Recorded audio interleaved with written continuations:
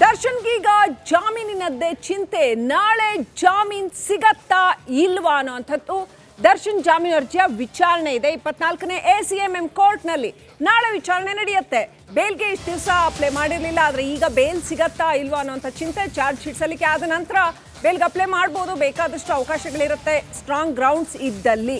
ಆದರೆ ಈ ಪ್ರಕರಣದಲ್ಲಿ ದರ್ಶನ್ಗೆ ಬೇಲ್ ಸಿಗತ್ತಾ ಅನ್ನುವಂಥದ್ದು ಈಗ ಪ್ರಶ್ನೆಯಾಗಿದೆ. ಹಾಗಾಗಿ ಜಾಮೀನು ಸಿಗತ್ತಾ ಇಲ್ವೋ ಅನ್ನೋ ಚಿಂತೆಯಲ್ಲೇ ದಾಸ ಕುಗ್ಗಿದ್ದಾನೆ ಅಂತ ಹೇಳಲಾಗಿದೆ. ನಾಳೆ ಪೋರ್ಕಿಗೆ ಜಾಮೀನು ಸಿಗತ್ತಾ ಇಲ್ವಾ ಅಂತ ಪತ್ನಿ ವಿಜಯಲಕ್ಷ್ಮಿ ಸಾಕಷ್ಟು ಪ್ರಯತ್ನ ಮಾಡ್ತಾ ಇರುವಂಥದ್ದು ವಕೀಲರ ಮೂಲಕ, ಎಲ್ರಿಗೂ ಗೊತ್ತೇ ಇದೆ.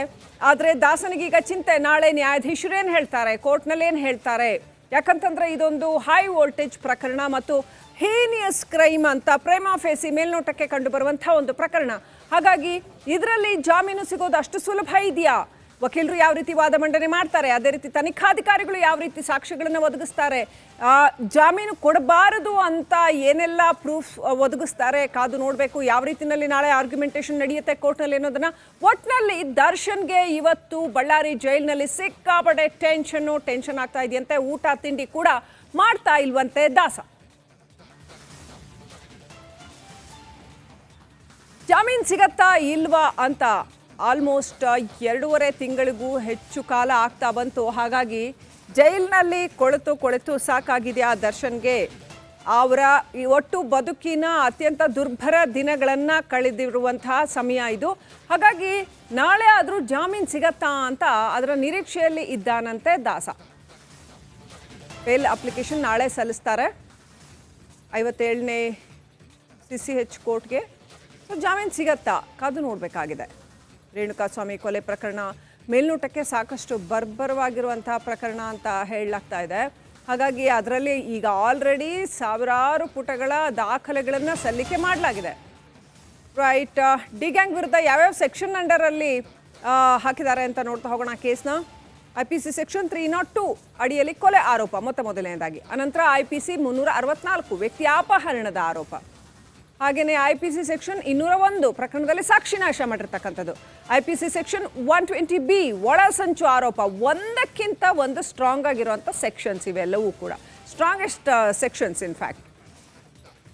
ಸೊ ಇನ್ನಷ್ಟು ಅಪ್ಡೇಟ್ ಪಡ್ಕೊಳ್ಳೋಣ. ನಮ್ಮ ಪ್ರತಿನಿಧಿ ರೇಣುಕಾರಾಧ್ಯ ಕನೆಕ್ಟ್ ಆಗಿದ್ದಾರೆ ಬಳ್ಳಾರಿಯಿಂದ. ರೇಣುಕಾರಾಧ್ಯ, ದರ್ಶನ್ ಯಾವ ರೀತಿ ಇದ್ದಾರಂತೆ ಜೈಲಲ್ಲಿ, ಏನು ಅಪ್ಡೇಟ್ ಇದೆ ನಿಮ್ಮ ಹತ್ರ? ಆಫ್ಕೋರ್ಸ್ ನ್ಯಾಚುರಲಿ ಅವ್ರಿಗೆ ಬೇಲ್ ಸಿಗುತ್ತೋ ಇಲ್ವೋ ಅನ್ನೋ ಟೆನ್ಷನ್ ಇರುತ್ತೆ. ಸೊ ಏನು ಅಪ್ಡೇಟ್ ಇದೆ, ಜೈಲ್ ಒಳಗೆ ಏನು ನಡೀತಾ ಇದೆ, ದರ್ಶನ್ ಹೇಗಿದ್ದಾರೆ ಅನ್ನೋದ್ರ ಬಗ್ಗೆ ನಿಮ್ಗೆ ಏನು ಮಾಹಿತಿ ಸಿಕ್ಕಿದೆ?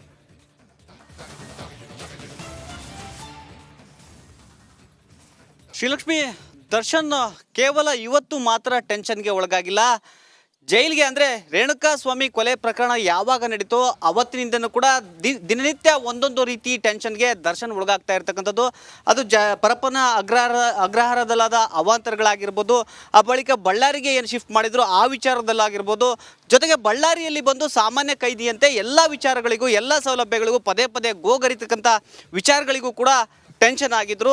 ಅಷ್ಟೇ ಅಲ್ಲದೆ ಮೊನ್ನೆ ಚಾರ್ಜ್ ಶೀಟ್ ಸಲ್ಲಿಕೆಗೂ ಮುನ್ನ ಅಂತೂ ದರ್ಶನ್ ಸಾಕಷ್ಟು ವಿಲ ಒದ್ದಾಡಿರ್ತಕ್ಕಂಥದ್ದು ನಮಗೆ ಗೊತ್ತಾಗಿರ್ತಕ್ಕಂಥದ್ದು. ಇದೀಗ ನಾಳೆ ದರ್ಶನ್ ಅವರಿಗೆ ಬಹಳ ಪ್ರಮುಖವಾದ ದಿನ ಅಂತ ಹೇಳಿದರೆ ತಪ್ಪಾಗಲಿಕ್ಕಿಲ್ಲ. ಯಾಕಂದರೆ ನಾಳೆ 3 ವಿಚಾರಗಳು, ದರ್ಶನ್ಗೆ ಸಂಬಂಧಪಟ್ಟ 3 ವಿಚಾರಗಳು ಕೋರ್ಟ್ನ ಮುಂದೆ ಬರ್ತಾ ಇರ್ತಕ್ಕಂಥದ್ದು. ಹೀಗಾಗಿ ದರ್ಶನ್ ಅವರು ಸಹಜವಾಗಿ ಮತ್ತೆ ಟೆನ್ಷನ್ಗೆ ಒಳಗಾಗಿದ್ದಾರೆ.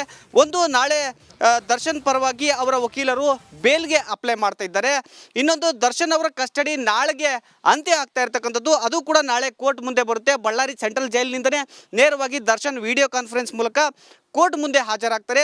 ಇನ್ನೊಂದು, ನಾಳೆ ಅವರು ಮನೆ ಊಟಕ್ಕೆ ಏನು ಅರ್ಜಿ ಹಾಕಿದ್ರು ಕೋರ್ಟ್ಗೆ, ಆ ವಿಚಾರವೂ ಕೂಡ ನಾಳೆ ಕೋರ್ಟ್ನ ಮುಂದೆ ಬರ್ತಾ ಇರ್ತಕ್ಕಂಥದ್ದು. ಹೀಗಾಗಿ ಸಹಜವಾಗಿ ದರ್ಶನ್ ಒಂದು ರೀತಿ ಟೆನ್ಷನ್ಗೆ ಒಳಗಾಗಿದ್ದಾರೆ. ಯಾಕಂದರೆ ನಾಳೆ ಯಾವ ರೀತಿಯಾಗಿ ಕೋರ್ಟ್ ಅವರ ಮನವಿಗೆ ಪುರಸ್ಕಾರ ಮಾಡುತ್ತೆ ಅನ್ನೋದು ಬಹಳ ಮುಖ್ಯವಾಗ್ತಾ ಇರ್ತಕ್ಕಂಥದ್ದು.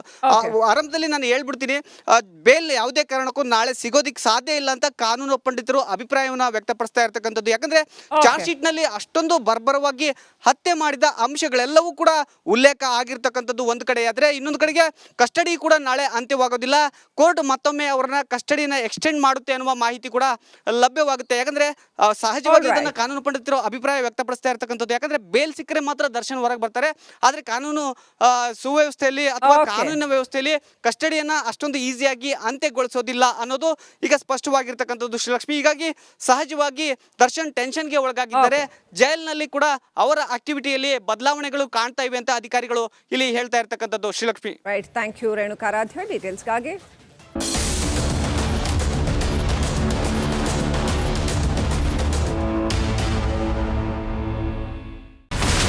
ಇಲ್ಲಿರುವಂತ ಈ ಒಂದು ಗುಡ್ಡ ಕುಸಿದ ಪರಿಣಾಮ ಯಾವ ರೀತಿಯಾಗಿತ್ತು ಅಂತಂದ್ರೆ ಗಂಗಾವಳಿ ನದಿ ಪಕ್ಕದಲ್ಲಿರುವಂತಹ ಉಳುವರ್ ಎನ್ನುವ ಗ್ರಾಮ ಸಂಪೂರ್ಣವಾಗಿ ಇವತ್ತು ನಾಶ ಆಗಿದೆ. ಮನೆ ಮಠ ಏನಿಲ್ಲ, ಎಲ್ಲ ಹೋಗ್ಬಿಟ್ಟಿದೆ. ಇವತ್ತು ರಿಪಬ್ಲಿಕ್ ಕನ್ನಡ ಮಾಡಿದಂತ ಒಂದು ವರದಿಯಿಂದಾಗಿ ಎಚ್ಚೆತ್ತುಕೊಳ್ಳುವಂತ ಕೆಲಸ ಸರ್ಕಾರ ಮಾಡಿದೆ, ಸಚಿವರು ಕೂಡ ಮಾಡಿದ್ದಾರೆ. 2 ಗಂಟೆಗೆ ಸುದ್ದಿ ಮೂಡಿಸಿದ್ದು 6 ಗಂಟೆಗೆ ಎಲ್ಲ ಸಚಿವರು ಮಿನಿಸ್ಟರ್ ಎಲ್ಲ ಬಂದು ಇಲ್ಲಿ ನೋಡೋಗಿದ್ದಾರೆ.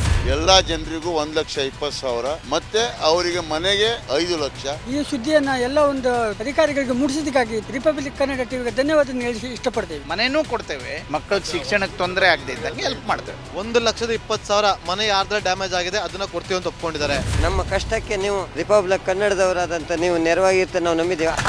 ಅವರಿಗೆ ಸೂರನ್ನ ಕಲ್ಪಿಸಿಕೊಡೋವರೆಗೂ ಕೂಡ ರಿಪಬ್ಲಿಕ್ ಕನ್ನಡ ಅವರಿಗೆ ಧ್ವನಿಯಾಗಿ ನಿಲ್ಲುವಂತ ಕೆಲಸವನ್ನ ಮಾಡುತ್ತೆ.